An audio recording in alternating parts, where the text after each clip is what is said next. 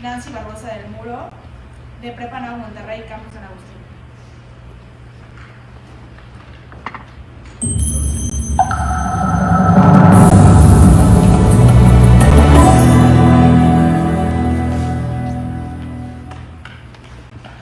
When I was 9 years old, I was abused.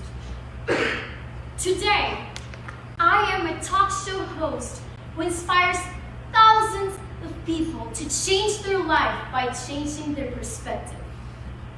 Well, that's not my story. It is Oprah Winfrey, a positive action leader who changed entirely her life just by changing the way that she saw her circumstances.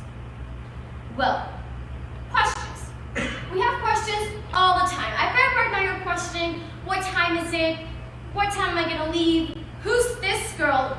Where does she come from? And what does she have to tell me? Well, shall I introduce myself? My name is Nancy Barbosa del Muro. I am a proud senior student from Prepa Anáhuac Monterrey, Campus San Agustín. But before I tell you about my high school experience, you must know my story. I was born in Mexico City in February 2001. It was until I was in kindergarten that my parents thought that it was a great idea to move to San Antonio. And I can't thank them enough because it was one of the best years of my life. I got my English from there, and I can even remember things. It was like 10 years ago, and I still remember my friends. And then, after living there 1 year, my parents thought that it was better to move back to Mexico City. Well, as a little girl, I said, okay, let's just go, move back, have the same house, same friends, everything will be okay. But then, when I was just 8 years old and my brother just 2, my parents got a divorce. And my world shattered. It shattered because my life wasn't perfect, but I would never imagine that life would get so difficult. And the worst part about this was that since my mom is from Monterrey, she thought that the best thing to do was to move to Monterrey where all of her friends and family lived. It was the 4th time an 8-year-old had to start her life all over again. But of course, I had no choice. I had to move to Monterrey. And let me tell you something, I refused. As soon as I got there, all I could think of was, I'm not going to make friends. I'm not going to be any good. I'm going to show my parents that we should have never moved here. But little did I know. All the experiences, all the people, everything that was awaiting for me, specifically at my high school, Prepa Anáhuac. Its motto is do what you want to be, and its objective is to form positive action leaders. And it was everything that a girl like me in that position needed. Well, my high school has given me tons of tools to become the leader that I aspire to be. The first one is community service. I have been blessed to be the president of a community service called Andando, in which volunteers work with the cleaning service of our school through activities that will help them improve their lives. But funny thing is that actually it's us, the volunteers whose life have been changed after every single activity. Because when you sit down with these ladies and listen to what they have to say, trust me, you have no idea how your life will change. Now, let's go back and think about the way that I was thinking when I moved. All that I could think of was these 3 questions. Why me? Why is this happening? Is there a bright side at all? Well, these questions changed after one of the things that the cleaning service lady told me. She told me, if you want to change the quality of your life, you must change the quality of your questions. And I didn't quite get it. I was like, oh, well, that's nice, thank you. But then I came back home and I said, well, that was kind of interesting. Let's put that into practice. So I changed those 3 questions. The first one was, why me? I changed it into what is life about to show me. The second question was, why is this happening? I switched it into what am I going to learn from this? And last but not least, is there a bright side at all? I changed it into what are the bright sides that I'm not paying attention to. Because I realized that if you pose a terrible question, you will obviously receive a terrible answer. And that is why people are so anxious these days. That is why teenagers are suffering, because they are not questioning life in an optimistic way. They aren't changing their questions. And now, that leads us to the really huge importance of words. Words are so important that if you change a couple of words in a sentence, you will get a completely different meaning. Words have been used by thousands of leaders, but today I'm only going to talk about 3 of them because I know that you know them.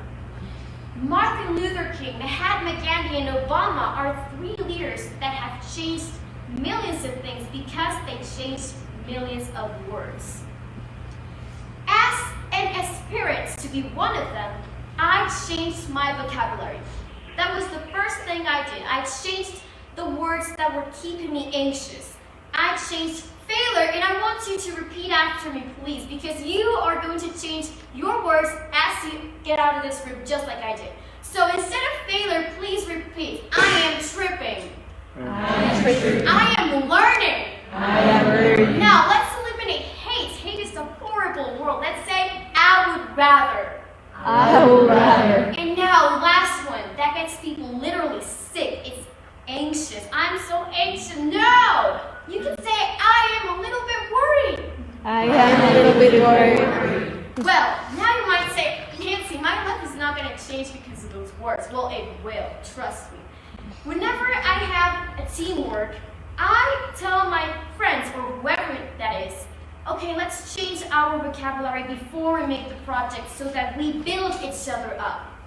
And changing that actually got me and friends to make our own business called Gaena.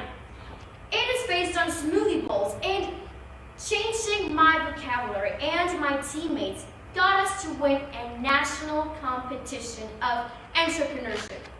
Okay, so I want you, as you get out of this room, I want you to win something because I already changed your vocabulary as mine. Just saying.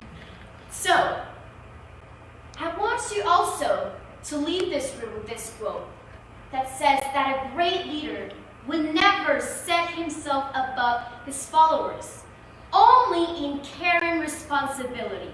And living like this, having this as a motto in my heart, actually made the comedy of the friendship tournament see that I was the person who makes people feel welcome. And that is how I became the public figure of this year's friendship tournament. Another great experience just by following one quote that somebody said. And now, I would like to end up with my experiences with this quote that says that nothing worthwhile will ever happen easily.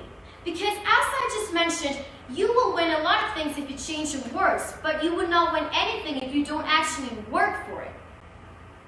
And now, I've mentioned a lot of experiences, a lot of great things about my life, but let me tell you something that I didn't have when I was just 8 years old. There is this quality called eagle eyes. Eagle eyes is when your eyes are so focused that you will never need glasses because everything is so keenly. Like everybody would love to have eagle eyes, but I didn't. When I was 8 years old, my eyes were diagnosed with farsightedness. It is a condition that limits you to see what is in front of you. So I had to use glasses. But then, years later, putting things into perspective, not only did my eyes need glasses, my soul was in a desperate need to eliminate the farsightedness it had because I couldn't see what was in front of me. All that I could do was pose terrible questions. Because what constitutes the main difference in your life is the way that you see it. And I'm not saying this is not an opinion. This is actually scientifically proven by a Russian psychologist I can't pronounce. But it says that 40% of your happiness depends on you, on the way that you see things, on the way that you see life. Only 10% is due to your circumstances. So whenever you feel like you're sad, like you're anxious, you might be actually missing the point that you're not wearing your glasses for the soul. But somebody who actually did was Oprah Winfrey, an abused 9-year-old girl who chose to put on those invisible glasses and filter out every single negative thing about her life and changed it and became one of the most powerful women that people can think of. But powerful, not because of her millions of dollars. She's one of the most millionaire women in the world, but that doesn't make her successful. It makes her successful because she inspires thousands to do the same. Well, today, thanks to family, friends, spiritual mentors, everybody, a young little girl who wished to change her life is now speaking in front of the best audience she could have ever asked for. Thank you.